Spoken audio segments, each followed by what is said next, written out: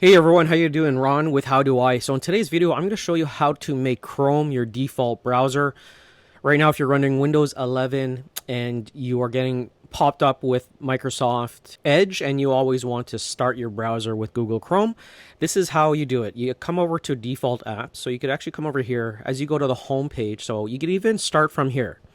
So this is underneath settings. You can see that it's underneath settings. You could type in the search box here and you could either just go settings, click on settings, and it'll bring you to this page. Okay, so now if you want to find something in settings, you could type in default apps and it'll bring you to over here. And underneath web browser, before it was Microsoft Edge, and I changed it back to Google Chrome. And it'll ask you, are you sure you want to do it? Do you want to switch anyways? And you just select yes.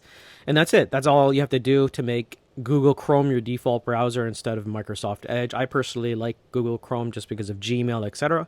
But even working with Microsoft Teams, you're still able to link a lot of your services with Gmail. So that's it for the video. I hope you like it. Please don't forget to subscribe, like, comment, and I'll see you in the next one.